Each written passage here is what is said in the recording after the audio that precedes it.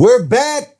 The Roots of Ambition podcast in the house, Brentwood, California. Ready? Let's go. We got a good one here. Today's conversation isn't about taxes. It's about what happens when you come from instability and decide to build something solid. Our guest is Juan Polanco, an immigrant from Venezuela who didn't grow up with systems that worked, but learned how to navigate the ones here.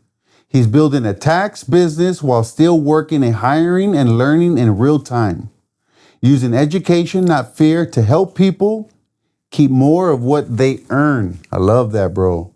That's the biggest problem right there. Oh, yeah. We're going to talk about that. This episode is about knowledge, planning, and the cost of not understanding the rules. Damn, that's another one, bro. Mm-hmm. Especially for immigrants, entrepreneurs, and anyone trying to get ahead without shortcuts. This is Juan Polanco and his story. Welcome to the Roots of Ambition, baby. Let's go. Thank you, bless. Man, can't wait. Can't wait, bro. Let's get this party started. I know you got the first question on fire right here, bro. Yeah, so I think let's start, we always like to start with a little bit of the beginning, right? The roots of ambition. So we want to get to the root of your ambition. Yes. So, and I know we were just talking off camera, you're from Venezuela. So tell me, Before you get started, we like to go forward. We like to go backwards. We like to go in the middle, go back. We like to wrap it up, bro. So be prepared for answers from back then, here, now, later. Let's go, right, baby. So growing back in Venezuela, what is a memory when you were a kid that you still remember today? Like, especially on the bad days, you're like, oh, damn, I remember those days. Oh my God. Wow. Where do I start, huh? That's a big question. You're like, how do I not get in trouble with my wife? Yeah, no. I'm fortunate enough to. I don't have a sad past. Right. Good. I come from a working family. Good. My mom, my dad, professionals. Beautiful. What did they do for a living? My dad was a farmer. Okay. He passed away in 2020 with COVID. Okay. My mom right now is living with us here. She was a teacher, elementary school teacher. Right here? In the state? No. Oh, over there. Venezuela. Okay. Yeah. We moved here. Me and my wife and 2 kids moved here, 11 years ago. Beautiful, bro. Getting away all the mess in Venezuela. Mm-hmm. I don't want to get too deep in political. Yeah. But we started a new life here. We packed everything in, those carry-ons and suitcase, and we started for nothing here. So if you ask me something that I can't remember that I did, I said like, I don't want to leave this. Is when I left. I don't mean like a bad memory. I just mean like, we all have memories, good memories. Like, man, when I was a kid, so I'll give you an example, right? Growing up, there was, so I don't know if, you might know what this is, a guamuchil. I don't know if you know what that is. A guamuchil. Venezuela, bro. Well, I don't think even you. Venezuela, Mexico, bro, different. No, but it's I guess it's a fruit. So it's a type of fruit. It's famous from where I'm from. Long story short, in the corner of where we lived, the house, there was this big guamuchil tree. And there was a couple families, and we all believe there was 3 families that our grandfather planted that tree. Their family, your family. We would fight over the tree, and we would like go out there and take the fruit and stuff. And so I had a friend of mine that was also named Angel. We call him Palomo. And I remember this story. It's a great story because he survived. Yeah. So this tree was massive. It was like 40 feet tall. Oh shit. And the guamuchil has like spikes. So like like you talk about like being like learning how to be tough, like back in those days. Like, dude, we were climbing this tree that was like trying to kill you. Yeah. Thorns everywhere. Thorns everywhere. Yeah. And so we're up in this tree, and sometimes there will be 5, 6 of us up in the tree, just like we would just live there. And this big dump truck passed by, and it was, like they carries like sand and stuff. Yeah. It was so tall that it hit the top of the tree and it shook it. Yeah. My friend Palomo fell into Into the back of the truck. No. But it was full way. of sand. So he fell into the sand, and then we all have to get down And and chase- run behind chase the truck down. because he passed out. He's passed out behind the. Anyways, that's what I mean. Like Okay. you Yeah. have a story that you're like, man, those days back. Yeah. I wish I was there back in those days. Oh man, there is a lot of we used to play. We were talking off camera about baseball. We are Yeah. baseball fan. Venezuela is all about baseball. It's all about baseball down So there, bro. Yeah. We used to play on the streets with just a little ball and A stick. no bats, nothing, like Yeah. with the hands. Oh, Yeah. no shit. Yeah. I mean, not baseball. Yeah. But it was. You guys play Shanghai? You know what that is? No. It's Venezuela, bro. I know, but He's not Mexico. Venezuela. No. It's What is that? different. no, so it's basically With the hit the stick? yeah. No, ghetto dude. Baseball. If you didn't have a ball, we had a stick, and you like You hit it and then boom. Yeah. No. No. But, Venezuela. I mean, we used to play chapita, which is the lid of the bottle, like beer, Oh yeah. and we hit it with Like a with stick. Yes. that's right. Yes. So yeah. it's like a myth. Like if you can hit that little thing, you can hit the you baseball. can hit the baseball. Yeah. So Yeah. everybody used to play that. Yeah. Yes. We used to call it Coke bottle. There you go. Coke bottle. We used to call it Coke bottle back in our day. Yeah. Yeah. I mean, you can ask all the major leaguers Yeah. here from Venezuela. No, they play that. If you see For sure. in Dominican Republic, some of the dads to today, they get the slingshot with the Coke bottle, right? The top, and they sling it to their kids. And they don't hit them all the time, but when they hit it, they're like, bam! Oh, he can hit a baseball 100 yards, bro. Yeah. Crazy, dude. But good question. So and growing up as a kid, so it sounds like you had a great childhood. Oh yeah. But what is Juan from back then when you were a kid? What would he think about you and your current life that you have in stage, and now you have a business? Good question, bro. Well, I never thought on moving away. I'm moving from my country. When I was a kid, I know I'm a country boy from there. All about horses. That was my childhood. Beautiful. I wouldn't change it for nothing. And I want to be like my dad. Okay. Like every kid, yeah. I wanted to be a farmer. And my dad told me like, don't go that route because we don't have a ranch. We don't have land. So that's not the best route. And my second choice was accounting. And I'm happy that I chose it. I mean, my first choice was farming or something. That's when you were going to college, or just since you were young? Since I was young, like middle school maybe. Right. Dude, that's a big difference, bro. Yeah. Farming and accounting. Yeah, because that's a big gap right there. It is. It is. But you know what? I was fortunate enough. You good with numbers? No. Look at this. I'm super related with farming, with cows. I mean, I love the country. It's in your blood. I love the country, the countryside, right? And when I graduated from the university, my first job was in an agriculture Accounting for like Oh, agriculture. yeah. oh, And right my on. second job brought me to, the best. Like I was really managing. I was accounting manager for a company that had over 500 cows. Oh shit. A lot of land.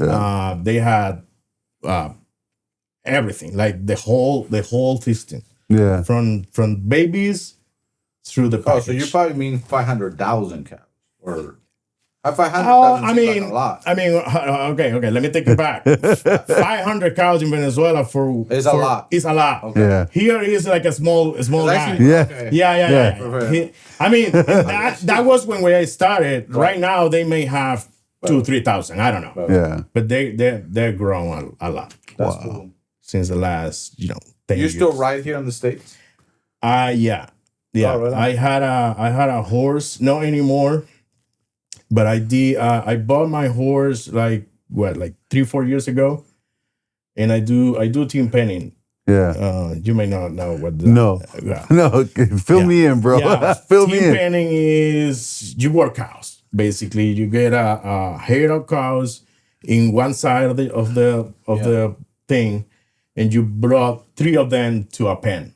Oh. You know how like the with a herding team. dogs have Yeah. with the horses? With the horses. yeah. What's it called again? Team penning. Tin penning. Oh shit! Learn And something. also, learn sorting. something new. Learn Sorting. something new. So So you're a real cowboy then. well, I wouldn't say a real cowboy. Well, Real cowboy is it stuff. I'm sure before your dad, that's what your dad was. Oh yeah, I have. It's have in your horses family. since It's in your I was family. born. Oh, okay. And this is something that I might just break up here. Yeah, it's okay, I bro. still use the saddle that my dad gave me when I was like 5 years old. Wow. Oh wow. Beautiful, bro. I'm jealous, bro. I have jealous, it here. man. He brought it to me in 2019. Beautiful. That was the last time I saw him. Wow. How old was your dad when he passed? 56. Oh wow. So- Super young. Yeah. So can I gotta ask a serious question, bro. I didn't have a dad growing up, right? So I never had that connection. What was the last thing that your dad taught you before he passed away? Was there something serious that he left you, like a golden gem? Wow. My dad, you know what? My dad wasn't the guy like a mentor that he's gonna talk to you like this is wrong, this is right, this is what you should do, blah blah blah. He taught me from the example. Oh, even better, bro. Yeah. Even better.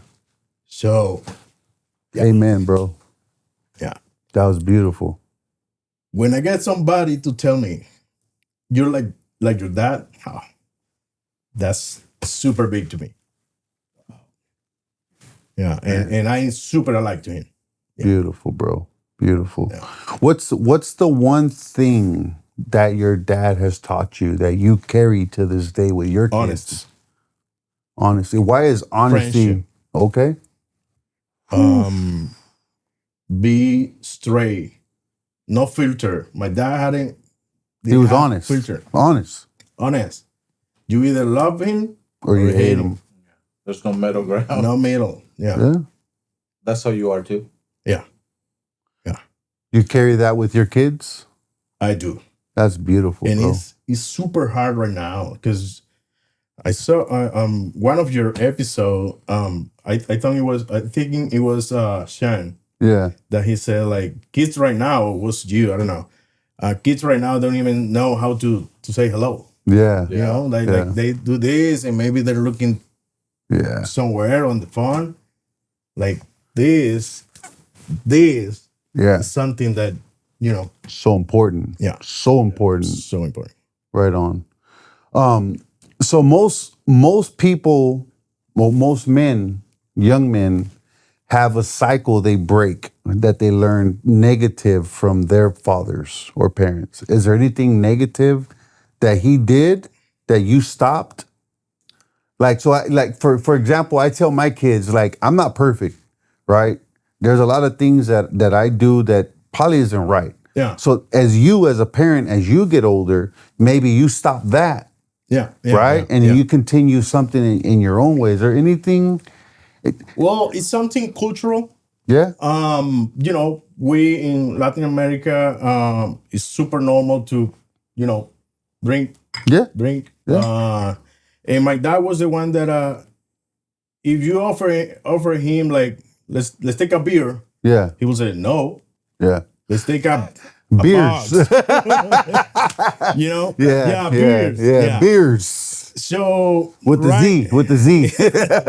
So right now, I mean, and I grew up with this, and I tell my kids back in Venezuela when you were like 14, 13, your dad, your uncles, they give you alcohol, Yeah. that's a beer or whatever, so you know how to drink. Yeah. And right now, I told my kids like, no, you don't really know, you don't really need to know how to drink. You don't need to drink. Man. Yeah. Just point.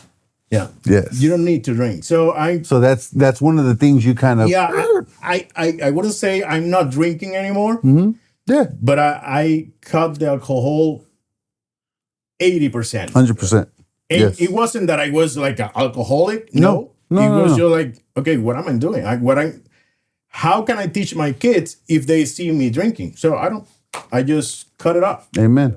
Amen, Yeah. bro. I could drink. Yeah. If you are friends, let's have a Yeah. drink. Why not? Yeah. But this is something that So- we're cutting. I gotta ask one more question before we move on, bro. What is one thing that your dad talked to you about girls growing up? Oh. Not much. No? As I said, no, my dad wasn't the guy that. What did he show you about girls? I can tell that. That was between us. If you got the cameras, maybe. Okay. I tried, bro. I tried. No. That's awesome, bro. Awesome, though. No. Seriously, if I had to say something, he wasn't the one opening the door for my mom. But he was always respectful with ladies. 100%. Yeah. Gotcha, bro. Hey, so you mentioned you moved here with 2 kids. I think you said 2 kids and my wife. How was your life at that time before you moved? Like what was the catalyst to make you move to the States? It's a huge move. I know, So, bro. That's a good question. That's super good question, because I was on the top of my career, and my wife too. Over there. Over there, What does your wife do? my wife is accountant as me. We are both accountant. She was she has always worked in taxes, and I'm more in accounting. So because accounting is super big, Broad, you know. Yeah.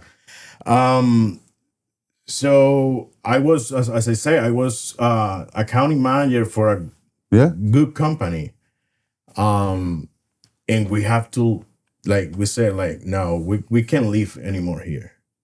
It was tough.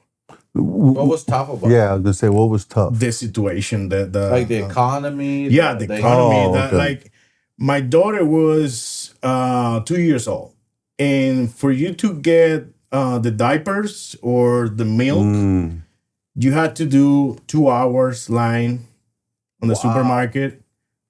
And So it's just the lack. So it was not just the price; it was also the lack of the supply. exactly, yeah. What year was this? 2014, Oh shit. yeah. That's when things got rough over there, right? So in Venezuela, in Venezuela, there was like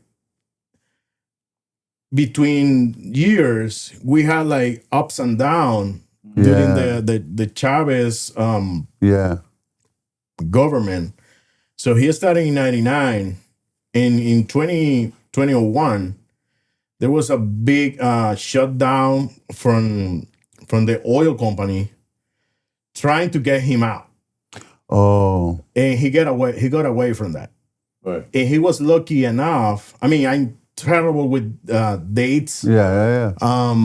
But he was lucky enough that at some point, I don't remember the year, the oil prices went to the roof. Yeah, so he got all that cash. So even though he was producing less oil, because he left out, he let go most of the people that were working there, and they took over the oil company. But at the same time, he was lucky that the oil prices went to like 120, I believe, something like that. And that brought a lot of money to the government. So he could, stay longer, even though he messed up the company. It was the PDVSA was the biggest company in Venezuela. It had the oil. So that point where you were saying how it was hard, it was hard to go and get the diapers, and just it sounds like supply and pricing was. How did that come to be? Like, was it progressively thing got worse, or it was like you guys were having a great time and all of a sudden, boom, overnight? Like, how was that? Well, I'm gonna speak for my experience for your because, as I say, I was in a great position in a company. I was making good money back there. I mean, I can't compare it with the salaries over here. Right.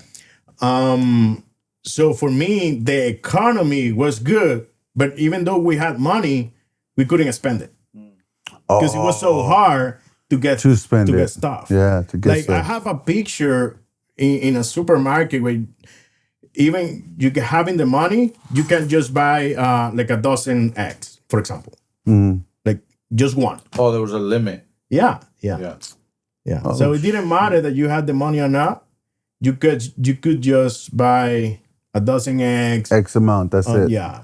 I don't know, 2 packages of diapers. Same for the meal. Wow, bro. So What about like health services and medical services? What were those? well, in Venezuela back then, when my daughter and my son were born, they were born in a clinic. We call the clinic are services that you pay for. Right. So again, those services were still like in good shape, but no everybody could afford it. Yeah, because those were private. Yeah, they were private.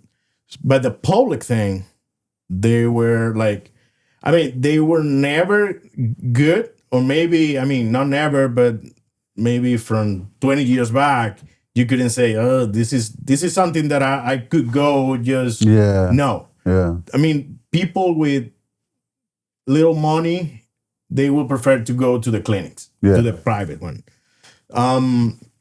So the hospital that we call the public one, they never were in good shape. But if you compare right now you have to bring everything. Like if you're gonna get a surgery, you have to bring everything. No shit. Wait, you gotta bring the supplies to your own. The supplies. surgery? Yeah. No the supplies. way, bro. Imagine I just got shot. Yeah. Let me go get some supply. Oh yeah. Wow. Like that. Yeah. That's intense, That's bro. a different level. Yeah. That talk about being grateful and being like thankful for what we Oh yeah. So talking about the kids and all that stuff, I try to tell my kids, I try to let them know what are they didn't have to leave. Yeah. They're never really fully gonna understand it. Never. If you're doing your job, they're not gonna get it. Yeah. And I tell the them, hey, part. your cousin, I'm living this. This is not that your cousin that are still living over there. They're living through this. Oh shit. And, Let me ask you that. How does that? Because I sometimes find it hard not to feel guilty, even though I have no reason to feel guilty. I'm not. But still. But there's situations where sometimes, because I still have family back home, and mind you, things are not even close to what you're describing in Mexico. They're doing well. Yeah. But In comparison. right? Yeah. But sometimes, like, I look at my life and like, oh, they might be struggling, and I was like, oh shit, I just bought this for myself that like pays for their month worth of what they made. Yeah. How do you deal with that? Like, it's hard. It's hard, but it gets to the point where you have to say like, okay, I made this sacrifice so my kids could live a better life in us. Yeah. Right? So starting talking about my business, when I started my business, I had multiple catalysts. Like, and one of them was my brother lost his job. And I said to myself, okay, if this might be the time for me to go to what I was thinking for years. Like, okay, because my brother is an accountant too. Yeah. So I started my business here thinking on, okay, you are the one who are gonna do the bookkeeping. Yeah. So I can pay you and not just give you the money. is your brother over there? Yeah. So he is the one that handles some of my clients, Oh, bookkeeping wise. That's great. So I get to pay him. He gets to live a little better life, perfect. Bro. and I have my business here. Good. So I'm the face to my clients. Good. That is awesome. Yeah. You're paying it forward. And many people is doing this. Good, Like good. big firms, they're having the bookkeeping in India. Oh yeah, no, Yeah. that's the name Or of the business Mexico. for everything. Everybody, bro. Everybody. So I say, okay, I gotta do it. Yeah. And this might be just the sign. Like, Good stuff, do bro. it. Yeah. Good stuff. So hold on. Okay. Okay, now we go Yeah, where? let's get to the juicy stuff, bro. All right. So you hit a point in your life where you get your wife and you say, hey, we got to go up north, right? Yeah. Okay. Yeah. So you get to that point when you guys transitioned to America. How was the first like month or two, bro? Wow. It was Right? super tough. Yeah, explain that to people because that's the part where a lot of people they don't resonate with that, right? Because they always forget. Everybody likes to hear the end story, but nobody wants to hear the hard part. And the hard part is always the beginning. Yeah. So if you can just really quick, like how was it when you got here? You, your wife, your kids, getting a job, just acclimating to America. Bueno, I'm gonna try to make it really short. 'Cause Yeah. We could be here all night. all day, Yeah. all night. Yeah. So we moved here. We were supposed to go to the school to learn English.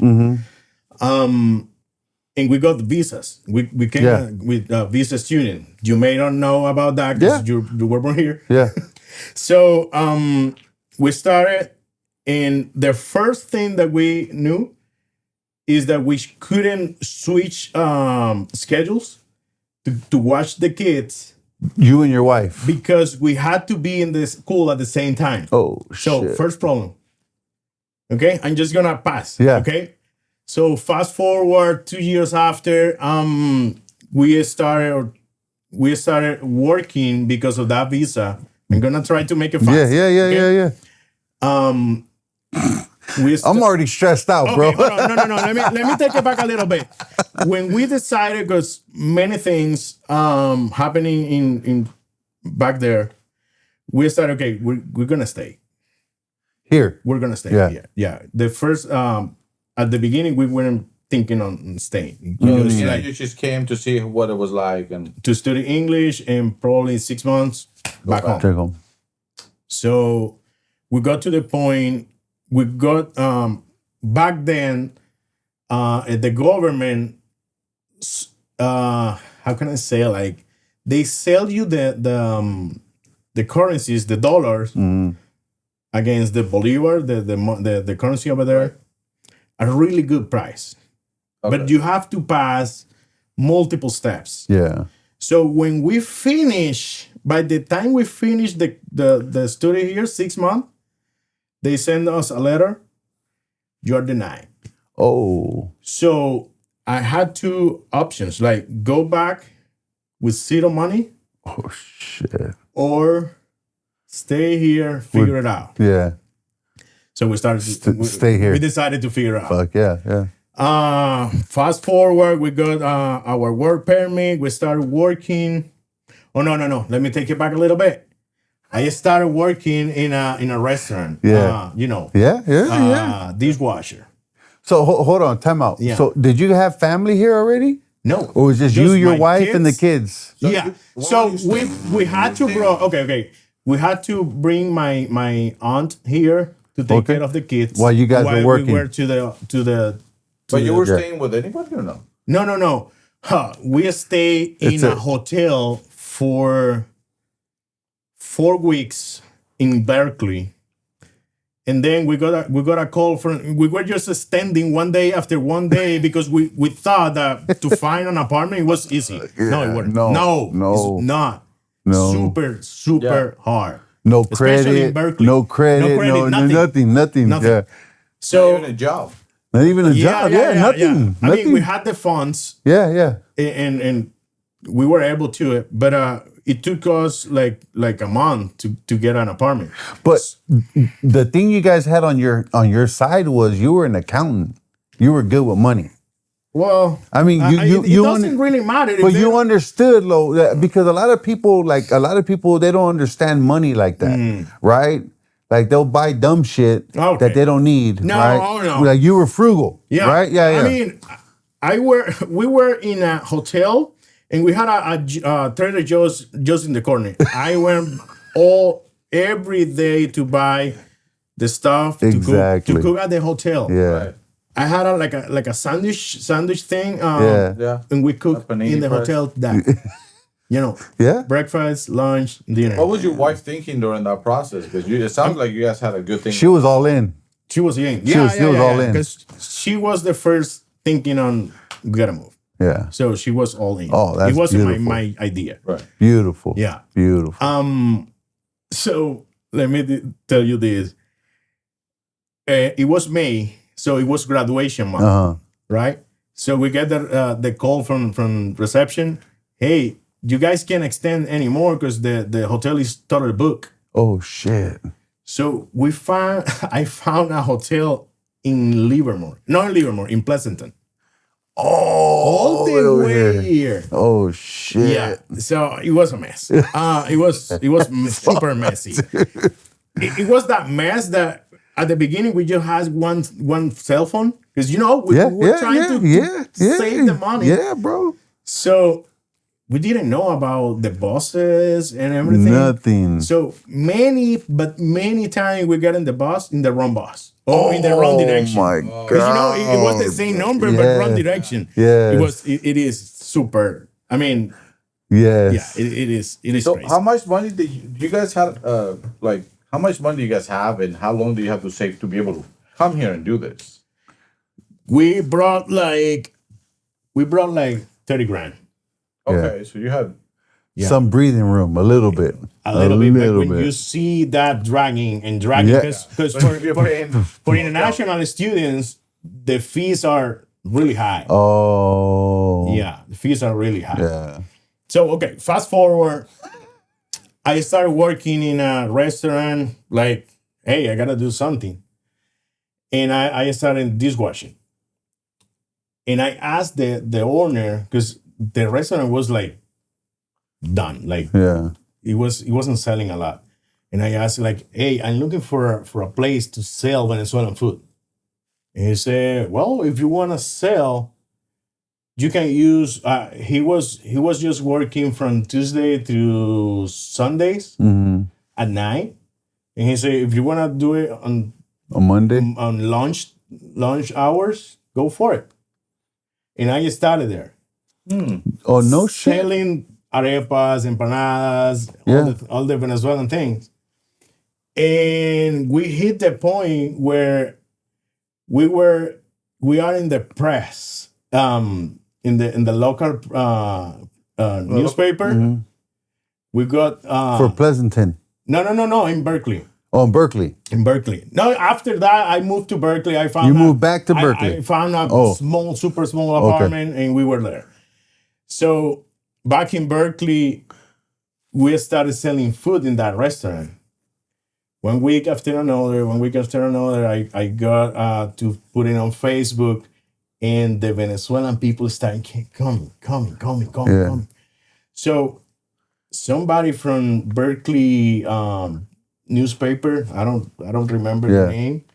They put us on a page. I have the paper on my. That's so cool. So the following weekend, the line was in the corner. No shit, bro. Yeah. Fucking sick, dude. But at the same time, I mean. I started cooking here. I didn't know how. How to cook? Nothing. No. And we were killing it. We were killing it. And people like, oh, you're a chef. No. Yeah. No, I'm not. I need money, bro. So after that, the owner saw the opportunity. He said, hey, you know what? I'm gonna remodel this to help make it more for your food, because mine is it's done. Not that good. Because he got the full liquor license. Oh. And he said your food goes more with my liquor license. liquor license than it was a Vietnamese restaurant. Oh, okay. It was a Vietnamese. So we say, okay, let's go for it. And he played dirty. Oh. After he offered me a lot of things. Yeah. Then when he renovate everything, he said, "Oh no, you know what? Now you're gonna work for me. You're gonna make minimum, and your wife is gonna make 2,000." And I say, "Okay, good. Okay." Yeah. We had no choice. Yeah. Then we got our work permits, and a week after, my wife got the call. Hey, you got a job offer. And I say, hey, go. C'est la vie. Yeah. Gone. Go. Boom. 2 weeks after, I take off. Yeah. Boom. Nice. Done. Nice. See, you just said something so crazy, and I want you to say it to the people why it's important. Oftentimes, you're gonna come across situations where people do you wrong, and you say it all the time. We gotta play chess, not checkers. Yeah. Yep. And so you could just say, fuck you, like, Yeah. because I'm sure I had you no were not choice. happy about it. Oh, of course not. But you need to understand what's my goal and what am I trying to be after. Is this person really gonna stop me right here, or am I just gonna go right past Just it? keep taking the bullets, bro. So just to give you an idea, he told us like how much you want to make, and I say okay, 3,500 each, and he said okay. 2 months after, because he took forever. He chopped it. It took forever to renovate, and by the time we were like, okay, give me my money. Not in the beginning, give me my money. He said, oh, you know what, the business is not doing good, so you're gonna here you go, and I had to take it. Like, I had no choice. Yeah. But my idea was, I mean, my idea was never to be in a restaurant. Right. It could be a good business. But I mean, my idea was to do what I know to do. Yeah. accounting. Yeah. And well, we got the job, and my wife still works in that same place Right now. right now. Oh, right on. Yeah, but she got pregnant in 2016. Okay. Oh, actually, no, in 2017. In February, and my son was born in October. So he had to take that time off, and she started working right off. My son was born on October 24th, and she started working on January 2nd.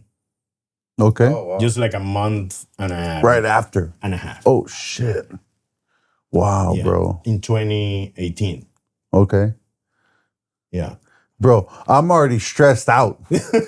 So this is the beautiful part about this show, bro, is everything you just talked about is the roots of your ambition, right? It's the stuff that you go through, the stuff that you swallow, the bullets you take on the way up, right? You guys easily could have said, you know what? Let's go back. Let's go back. This is too hard. Because we left the doors open. Yeah. In both of our works. Yeah. I mean, even right now, if I go back, I have my job here. There. Yeah. But there's no going back. There's no going back. So you would say that you guys burnt the ships, right? Yeah. You burnt the ships coming over here and saying, hey, we're not going back. This is the way right here. This is where we're going. All right. So your wife got the job.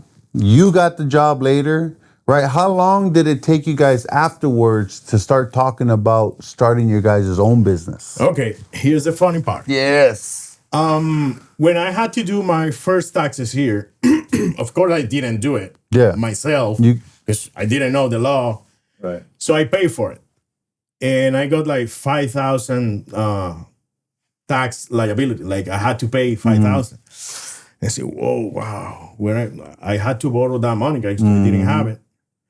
And I didn't want to. You had to borrow money to pay your taxes, and then you pay your taxes to pay off the loan. Yeah. Yeah, exactly. So I didn't know much about taxes here. I mean, I was told that I could do payment plans, but at that point of my situation, I didn't want to owe any money to the government. Right. So None of us. No. So I call. None of us. I call a cousin. Hey, Assholes. I need $5,000 to pay the taxes. And okay, here you go. I pay my taxes, and the next year, I went to another lady, and she told me, after we do our taxes, that time I got 10,000 back, and I said, "What is this? Last year I had to pay 5,000. Now I get 10,000 back. How this work?" And I asked her. She's from Venezuela. So you start getting intrigued. Yeah. What the hell is going on? The first question I asked her, like, "Hey, do you do tax planning?" And she said, "No."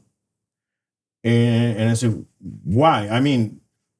But that time I still had like a little business with my restaurant because I kept doing catering. Yeah. Because a lot of people knew me about the restaurant. Oh, so from you the were restaurant. caterer. So I kept doing catering. Okay. So while I was working, Yeah. and I was also doing Lyft, Uber, Yeah. and everything in between. Okay. Bro, let's go. So I asked her, are you an accountant or what?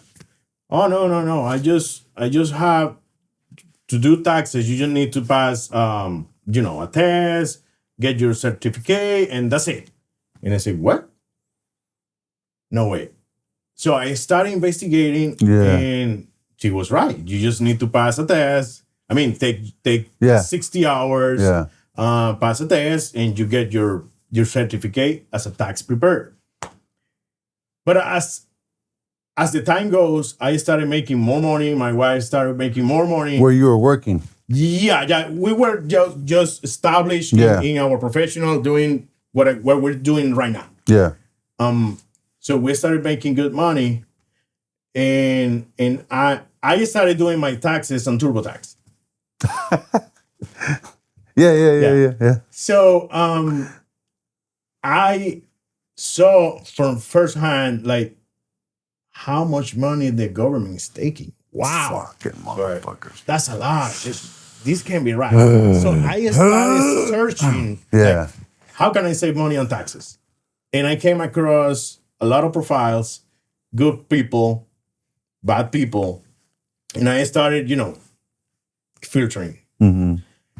And I say that in that time is when my brother lost his job, and I started like, okay, this is the time to start. This is that. I'm gonna start a bookkeeping business, and I'm gonna start doing taxes. Nice. So I started my course.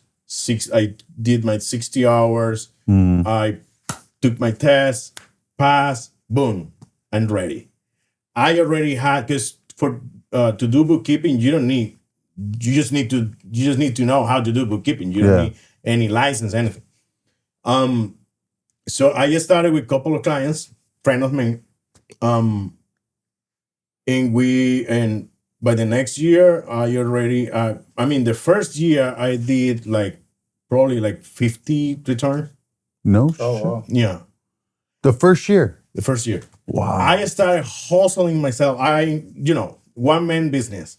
I was doing advertising. I was doing everything, like cold calls. So everything. when you were cold calling, who were you cold calling? Like small businesses businesses, or just anything, Small business, everyone. Trying to networking. Right here in Brentwood, I'm part of a Latino group that we meet in the Chamber of Commerce. So I just started telling everybody, hey, I'm doing this. And I started my Instagram page. Of course, I had help in between, but 80-90% of the work has been done by me, or at least thought by me. Beautiful, bro. Yeah, beautiful. What hasn't with the been clients easy. that you've seen so far, what do you think are some of the myths about taxes that you're like, no, you don't have to do this? Because oftentimes you kind of get taught the more you make, the more taxes you're gonna pay. I was just gonna ask that question. Right. Yeah. Is that true? technically it's true. Yeah. But in practice, you can do, and this is why I started doing taxes. Yeah. Because as I said, okay, as I started making more money, the government was taking a More big money. piece of the pie. Yeah. So I started, okay, what can I do to save on taxes? And when I learned it for myself, there was a point when I say, okay, I had to do this for others. So, because there's so many people making the same mistake. of course, I said, if I'm an accountant and I was struggling to do this, how about those people that just started here, started a business, and they just started a business? Many times you start a business just because it's the only thing you know. Yeah. So businesses there are a lot of myths. There are the ones that wants to write off everything, Yeah. which is a big mistake. Yeah. Like a lot of meals, travels, fun, trucks, because there is a lot of information in the social media that is not False. It's not necessarily false, but what is good for you is not good for him. Everybody has a different scenario. Depending on the Yeah. bracket, I mean, depending on the amount of money. You can be my coworker, Yeah. and your situation is gonna be different than mine. Yeah. Because I have 3 kids, maybe you have 2 or just 1. Or you have 10. Yeah. Right now with the new big beautiful bill, if let's say we made the same amount of money, but you don't have a house because you rent, but I have a house, the tax situation is going to be totally different from the other guy. Yeah, totally different. Yes. Yeah. So hold on. You brought up the big beautiful bill. Can you explain that in dummy terms really fast? What that means? Well, what that means is just the name that that Trump wanted to give it. Yeah.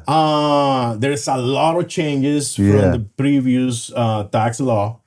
What are like 3 top ones that you're like, I'm excited about these 3? Yeah. Well, the SALT, this state and local taxes. Okay. That was huge. Okay. That previous year there was a cap of 10,000. This year is 40 grand. Wow. So I just started doing my taxes. So how does that affect my taxes? Explain that to me. You own your house. Layman terms. So you own your house, Right. You probably, if let's say you bought your house in the past 5 years, Right. Yeah. you probably are paying between local taxes, state taxes, and interest. You're probably paying more than 40 or close to 30, 40 grand. In the past, that was capped to 10. So right now, you can use the full part. Yeah, you have until 40. Right. So what it was surprising for me this year, that it is I'm getting itemized. You know, the itemized and the standard deduction. The standard deduction this year is, I believe, is 30 grand, 30, 31 for couples. So with the normally that's what we take standard deduction because it's really high. Yeah, that amount. Because you have to be above that in order to make sense, right? Exactly. Yeah. But this year, the standard deduction for me, it was below the itemized just because the SALT. Oh. So you went itemized instead. Yeah, I'm gonna go itemized. I haven't finished my taxes. There is a lot of information that I'm still waiting for because I do invest in everything options, and there is a lot of things that I still need to receive. But I at least put the 2 W-2s from my wife and I. That is the biggest portion, and it's looking great. It's looking great. So many people are gonna be happy when they file their taxes this year. So would you encourage young people to buy a house for tax benefits? Or well, obviously depending on their situation, right? But given the situation right now with all the stuff going on, would you encourage people to buy a house right now? Okay, I'm gonna say young people. I wouldn't say I'm gonna encourage or disencourage them because every situation is gonna be different. Yeah. Same. I'm gonna talk about a little bit about a proposal that is on the table right now. Okay. That Trump, I believe Trump is proposing to tap on the 401ks to get the down payment for houses. Oh wow, that would be so huge. That's a big thing. Without a penalty. Without penalty, yeah, because you can do it now. You can do it all. Yeah. That'd be huge because there's millions, trillions in 401ks just locked away right now. Yeah, but the problem is, hear me out. I don't know if it's trillions. Hear me out. This should be trillions. Yeah. Let's say a couple in 30 years old. Yeah. Right? If they take 100K out of the 401k, that money stop compounding over the years, right?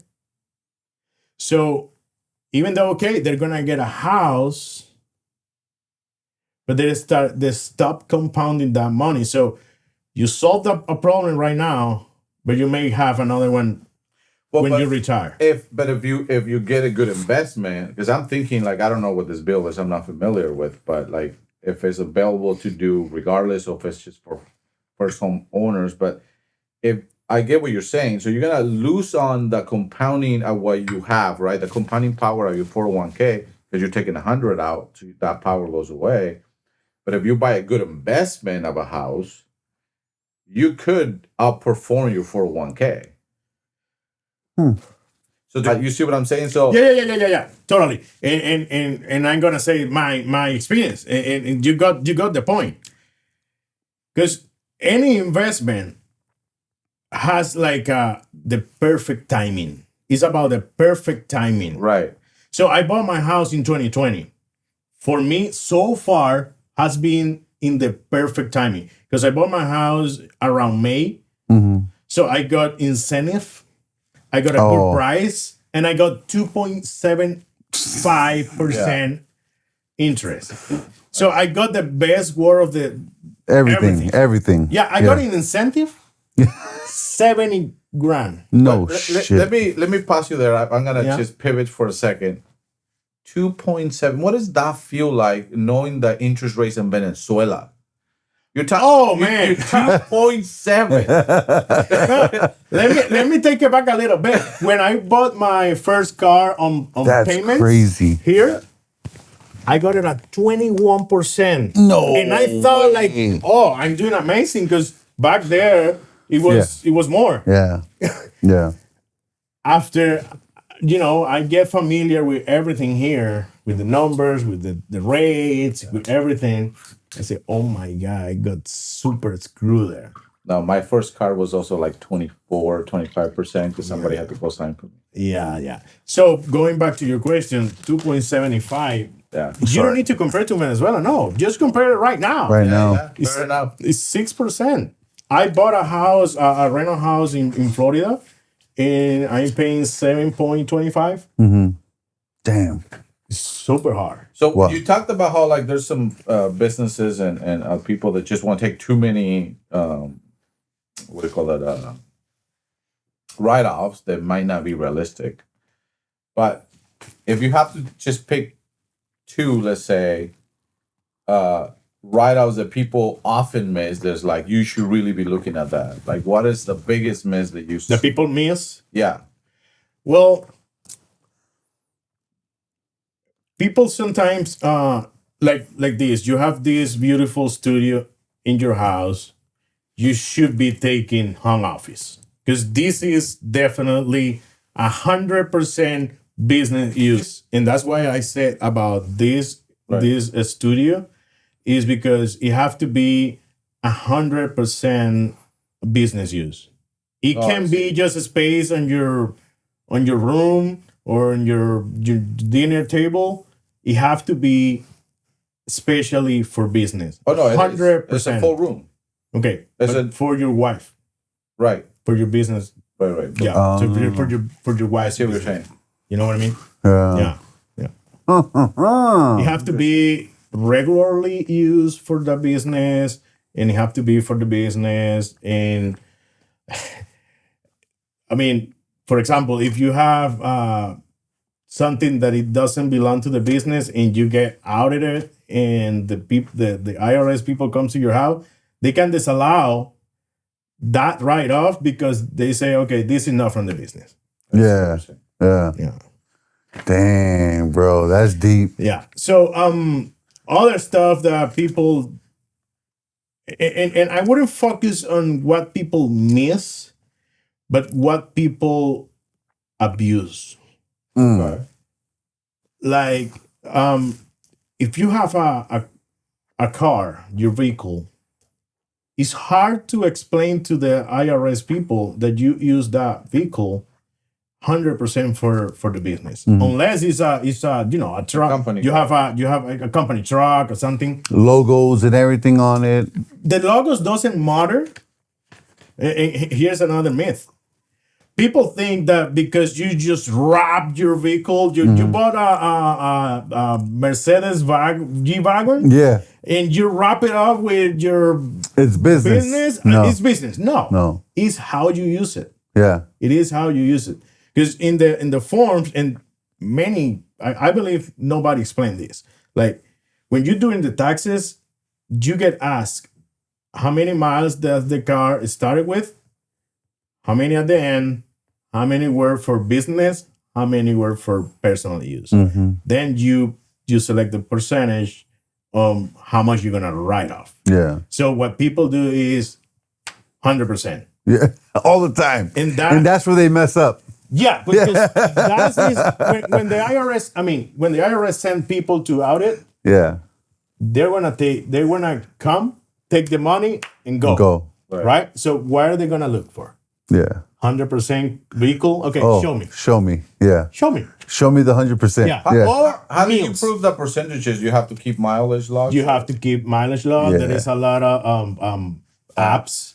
Even for a small business, most people use QuickBooks. QuickBooks. QuickBooks has their own mileage tracker. So yeah, but you can use. I mean, Pencil, paper, Yeah. whatever. Yeah. it is. Dude, some people are old school like that. Some people are very old school. Yeah. That's very good. How can they prove you wrong? Okay, show me. I got this. All these notebooks right here. Dates, times, miles. Check it Yeah. out. Yeah. They're not gonna check it out. 'Cause They won't check it out, bro. Yeah. It's a lot of fucking work. They want to come, do their job, Get out. go Yeah. with money. Yeah. Absolutely. What's an IRA for the young kids that don't know? If you can just break it down real quick. Yeah. That's. I love investing Yeah. because it is like you're giving yourself a better future, Yeah. right? So I believe if you are not in debt, everybody should have an IRA, either a Roth IRA or a regular traditional IRA. And if you work for a company, which in California right now, starting this year, is mandatory, that small companies, even with one employee, have to offer retirement plans, right? So start with the minimum that you can afford, Minimum. and just make it out of money. Start there. But especially, I mean, regardless, but if you have a W-2 and your job offers 401k, why is it important to make sure you use it? Because most of the companies, especially if you go to medium-sized to bigger companies, they match. So you're getting free money. It's free money. So at least spend as much as to the max. Because usually there's a cap, right? So like what I tell people at my work is like, at least put as much as the max that they're willing to give you, because that's free money. Yeah, that's. And then if you can't afford, don't want to put any more, then do that. What I did, I had a boss there is the one that really pushed me. Like, dude, why are you not investing 401k? Because I didn't used to really think of that. And then I just started doing it, and I started seeing growth. But what I started doing is every time I got a pay raise, let's say I got 3%. Let's say, okay, 1% goes to my 401k. And then next, like, and all of a sudden, I was like, oh, I'm my 401k is maxed out. Yeah. Every year. Like, you don't think about it. Yeah, yeah. You don't see the money, you don't touch it, it's Because going there. slowly. Yeah, that's where I were going. Like, when you made it automatically, if you don't see it, you don't need it. Right. In the moment you see it on your account, you're gonna spend it. Yeah. Unless you are super strict with Yes.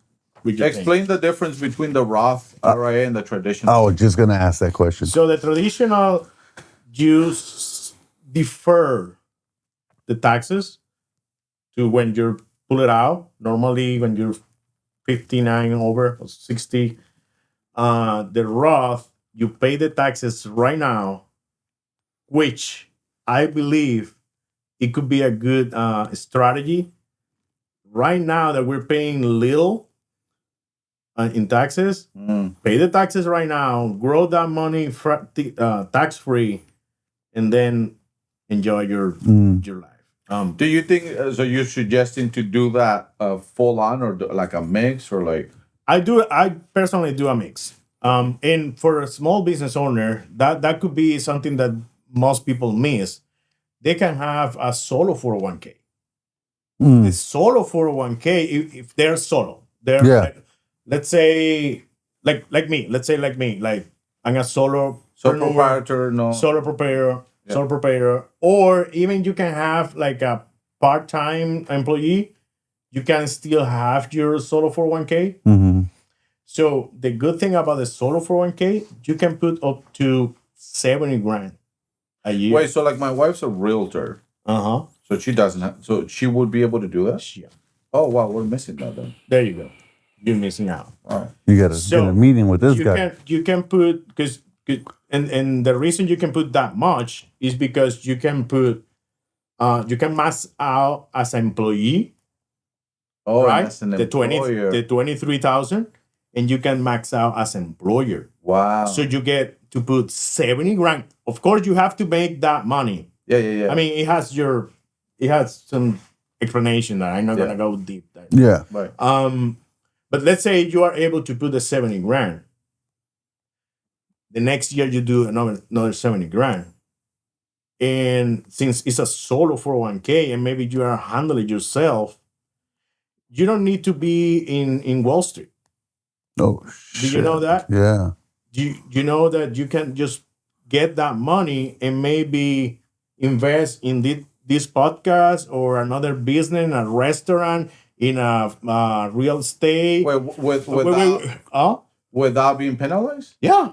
Wait, explain that again. Wait. Okay. So the solo 401k, when you self-direct your solo 401k, is different than when we are employees, right? It's totally different. You can have there are companies that specialize on this. So you can invest your money in whatever you want. Whatever you want. It has super regulated. Right. And you have to treat the investment just as you do as a real investment. Regular 401k. So you're saying I put $70,000 and I say with those $70,000, my investment is gonna be the podcast, and then the returns of the podcast. Is that what you're saying? Well, let me take it back a little bit, because you can invest in something where you work. Well, but okay. But let's say a friend of you is my friends and started a podcast. I'm gonna invest in him, or a business. My friend started a business. I'm gonna take this money and I say, you know what? I'm gonna invest in Juan's business. There you go. Mm-hmm. And he's gonna give me X amount of return every year. Mm-hmm. And so you, oh wow, yeah. So my mentor, he's a rancher. I mean, he's a lawyer. He's an accountant, but he loves ranching. So he used his solo 401ks to buy cows. No shit. And can you? Yeah. And does the money that go on the solo 401k, is that tax deferred, or is it the same? It is the same. So you can do tax deferred as well. So I could put $70,000 there. It's gonna be the same. Use the tax benefit now. Let's say I need it. Invest that somewhere. So now it's tax free money for now, anyways. Yeah, but let's say that profit gotta go back to that 401k. You're not gonna touch it. It's still Correct. a 401k. Okay. Right. Yeah. But you can invest in what you know. Huh. Interesting. Yeah. That's You buy a good house stuff. with it Yeah. For rent. for rent? Yeah. Yeah. Yeah. Investment property. It's investment property.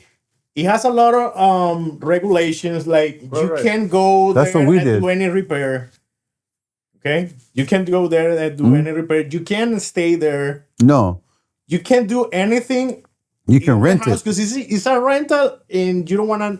Yeah. You don't even want to see it. Okay. Yeah. Because it has a lot of regulation, and I'm not an expert on that. This will be just more Yeah. the people that really knows. Yeah. Right. But there, yeah. When you self-direct your 401k, boom, Bam. you can do whatever you want. You can go buy gold, or you can go buy Bitcoin. The gold right now. That is cheap right now. Gold is insane. Yeah, I know, dude. I know. Copper looks good too right now, bro. So silver. Silver too. What? Hey, I got a question real quick. What's the deduction do people miss often? Well, Yeah, we were just talking about that. we're talking about.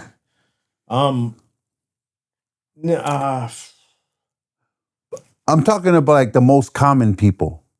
I mean, there is people that try to abuse, and there is people that don't even know what deduction they are allowed to Yeah. take. And right now, as I was telling you guys earlier, the standard deduction for employees, the standard deduction is so high that it's difficult to get itemized. So when you get the standard deduction, that's it. Okay. For business owners, as I was talking, like, home office, mileage, or just you can this is another mistake that people think, like, I can take mileage, but I can also depreciate. No, Yeah. is one or another. If you depreciate, you take real actual expenses from the car, from the vehicle. It's like, okay, if you take the vehicle to a repair, to take new tires, washing, etc., you take those deductions if you are taking real actual expenses. But if you're taking mileage, most of those are gonna be already in it. Yeah. Okay? Part of the calculation for the mileage. Yeah. Now let me ask you this, because we were just talking about earlier, like some of the videos. You see a bunch of videos of, especially around this time, is like about deduction. Like you can deduct everything, and so like I'll give you a few examples. Like you can deduct your dog because it's a guard dog, or and, like, it's a service dog. So how is there any truth to that? Could it be a scenario? I mean, I don't want to. I mean, my dogs are definitely not guard dogs. They're like chickens. Yeah. But so There might be cases where you can do it. It's not something that I would do. where another typical one is like you can take a trip and make a deduction even though you're gonna go to Disneyland with your family. Yeah. Well. This is a good one. Okay, let's say us as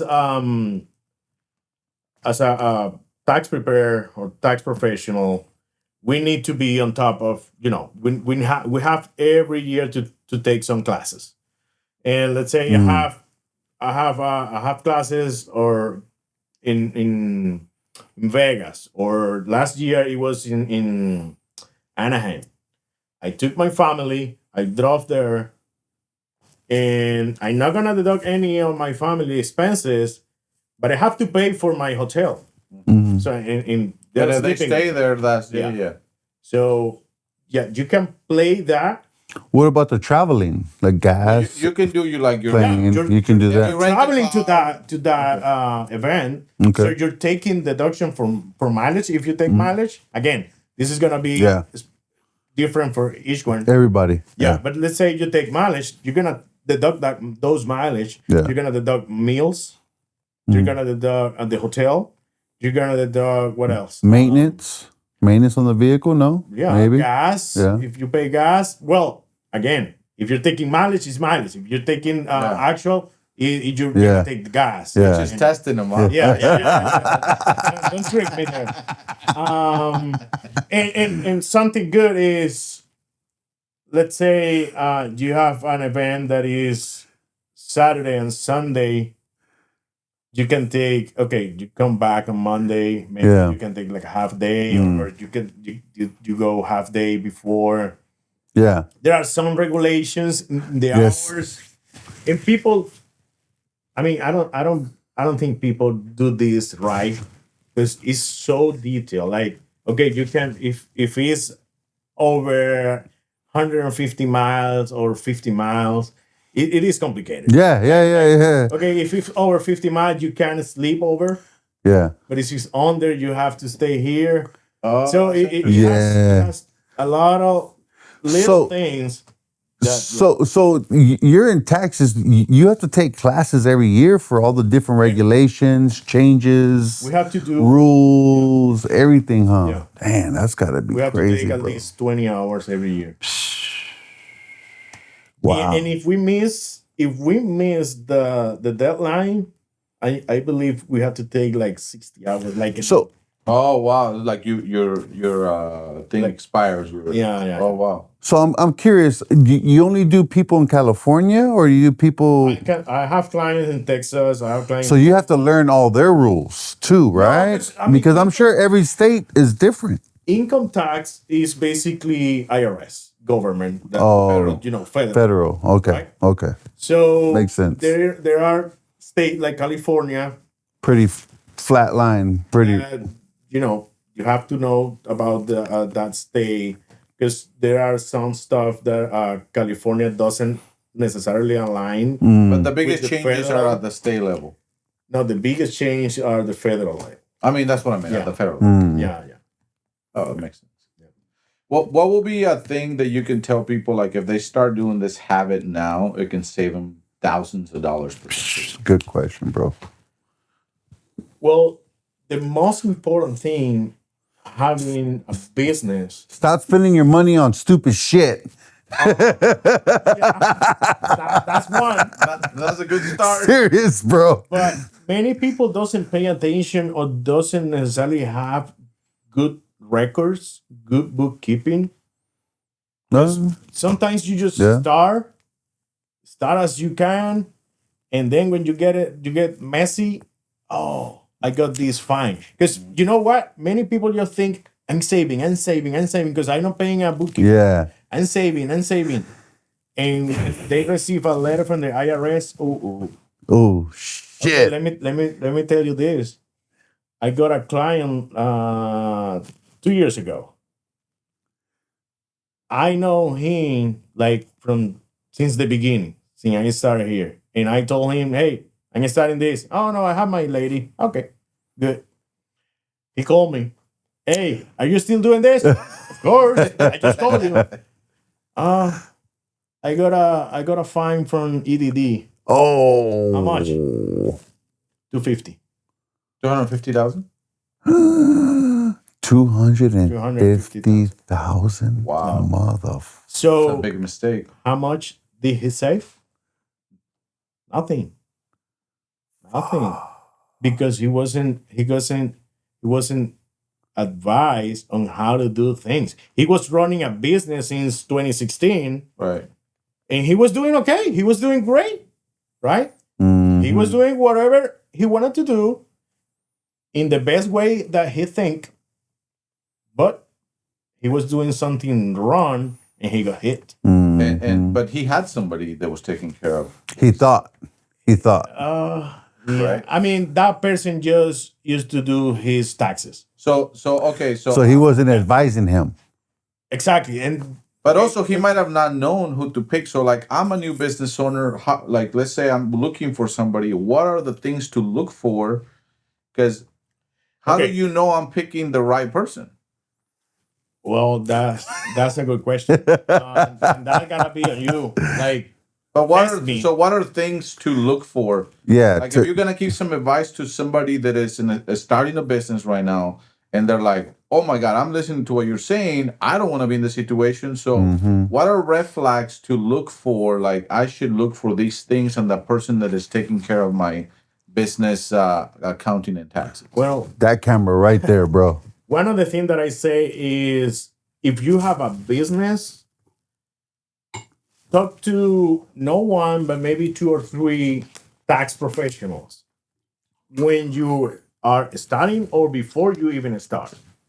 When you are in the middle, and don't just look for a tax professional when you're doing when you need to do the taxes. Oh, so ahead of Because time. by that time, it's late. You're late. When we do taxes, when we file, there is so little that we can do, Right. right? So if you talk to somebody knowledgeable, do it before you start a company. I'm gonna give you another example. I received a call last week. Somebody, what's last week? Last week. Somebody, he started a gardening company, landscaping, and he said, "Hey, do I need to do my taxes? I started this on November, but I didn't make any money." Yep. Yeah. You need to do your taxes. You need to pay $800 to California, and that's gonna cost you. So why did you open a corporation if you wasn't thinking on starting? Oh no, this was when the school where I took the test, the license, and all that stuff. They just gave them a price. They paid for that, and they receive everything. So they He receive didn't even know what he had. they receive a corporation that he didn't need by that time. So right now he need to pay me or somebody else to do their taxes with zero, which is it's painful because you're just putting your name, the data, and zero sales, zero, zero, zero, zero, and you have to pay me for that, and you have to pay 100 to California. So just because they didn't ask. Wow. So when you think, okay, I'm saving money, okay, if somebody just called me and I'm making a mistake, I'm gonna just admit it here. Yeah. Somebody called me, I may give you a free advice. I'm not gonna charge you. Yeah. But I hate when I get those kind of calls and I say, hey, you gotta pay me for do the taxes, zero, and you gotta pay California. Oh, this I hate it. I hate it, but Yeah. There's not much you can do at that point. yeah, No. there's nothing that I can do at that point. Yeah. You get that a lot? This is the third. Damn, bro. That happens so often, though, man. So Happens how so busy often. does your next couple months get? I mean, I could assume It's gonna be busy because as I was telling you, I have my 9 to 5. I was just, yes. And so in this time of the year, I wake up like at 5:30. I start working maybe at 6. And this year is going to be a little more challenging because I'm trying to work out. So I have to put everything on the schedule. So, I start at 6 to 8:30 doing my tax thing, then work my 9 to 5, then back on taxes when it gets really busy. Right. So what is your goal? What is your goal, your plan to eventually leave your 9 to 5 to chase your career of owning your own business and taxes? Well, How do you get to that point? When I told you in the beginning, like we are making good money when we work. So when you get to that point, it's hard to leave that secure. Just to go to for this adventure. Absolutely. So I'm hitting the numbers year after years. I've been growing. I grew last year 46% compared to the previous year. Oh shit. So if the business keep growing in that pace, it should be good to go maybe next year or maybe this year. Is that your goal? Is that what you plan, or you're just kind of going based on see how it goes. I mean, my goal, because I have so good package where I work. Yeah. My goal will be that my business can run without me. That I can be the face, I can be the CEO, but it can run without me. So I can hire another accountant, I can hire an EA, I can hire a team Yeah. where my business can grow Right. without, I mean, when I say without me, is without me doing really the job. Right. Right. You know? And keeping the W-2. Keeping the W-2 until I don't want it. Or just because it's good money. I don't want to leave money on the table. Yeah. Yeah. Yeah. But couldn't you grow your business bigger, Faster, bigger, Yeah. faster, and probably. make that money and more? Yeah. That's what I'm. That's just that was my next question. I mean, yeah, that could be a possibility. Mhm. Yeah, if I see, because it's not that difficult. Right. It's not that difficult, but I could be making both, I think it's just comfortable, right? Yeah. and maybe I mean if I can keep doing both, maybe I Yeah. can retire in 6 years Right. Right. and still have my business. You know what I mean? Because I Yeah. don't need to run it. Right. Or actually, I just need to run it but I'm gonna have people doing the Right. job. Yeah. You know what I mean? Yeah. And I can just be, I can run the business. Right. Good stuff, man. Good stuff. Man, your story is awesome, bro. It's powerful, bro. Powerful. Very powerful, man. Did you have a good time? I did. Yeah? Yeah.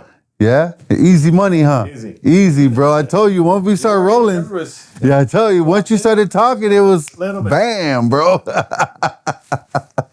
Well, this Yeah. is the time where we ask you to tell people where they can find you. Yeah. If they want to get your services that Yeah. we've been talking about, they want some advice. This is the time. Right here, Well, bro. Let them have it, baby. So my information, I'm gonna give you my information to put it Yeah, on there'll be links on the podcast. on the podcast. If you Google my name, Juan Polanco, and add taxes at the end, it's gonna be in the first page on Google. My website is pbaccounting.biz. And I have my phone. I have all my information there. Get advice. Don't believe that it's gonna cost you a kidney to consult something. It's gonna be cheaper than if you get hit by EDD or IRS. You wanna be out of trouble. And tell them why they should call you and not somebody else. Well, the way I difference between others is let's say I do bookkeeping for you. I'm not gonna just do the bookkeeping. I'm gonna look for the whole picture for how this profit that you're making on your business is gonna affect your taxes on your corporation level if you have a corporation, or in your personal taxes if you have a pass-through entity. So that's what differentiates me from another. And I like to advise. I like to teach people how to do things. I don't just go and do my things and go for it. I like to say, hey, you're doing this wrong. Let's do it correctly. Yeah. Okay? 100%. Yeah. That's awesome. Good Well, stuff. I think this is a good time to end this. And everybody knows what time it is. Please follow, like, and subscribe. And hey, thank you so much. We reached 5,000 today. Subscribers. So please subscribe. It means a lot to us. It doesn't cost you anything. This was the Roots of Ambition. This is Danny. Angel. The Roots of Ambition. Burn the ships. Fear in the mirror, but we faced it loud. Cause fortune only favors the ones who bow out proud. Burn the ships, no turning around. Put our backs to the edge and our feet on the ground. We talk about the climb, the grit, and the scars.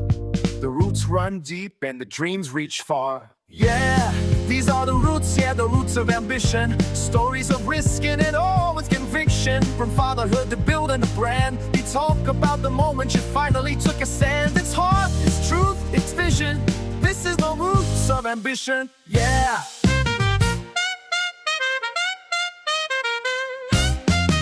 We've had late nights, no sleep, big doubt, trying to hold the whole damn world down. Still showed up for the kids in the grind, cause legacy don't wait, it's built in real time. Calloused hands, heavy hearts, share minds. We've learned that the roots grow slow, but by from mentors, wisdom to breaking old chains. Every loss, every win, it all left your name. So we ask the questions nobody asks, peeling back layers behind the mask. Angel and Danny, two brothers in truth, digging up the drive that was planted in youth. Yeah, these are the roots, yeah, the roots of ambition. Stories of risk, yet it all with conviction. From fatherhood to building a brand, we talk about the moment you finally took a stand. It's heart, it's truth, it's vision. This is the roots of ambition.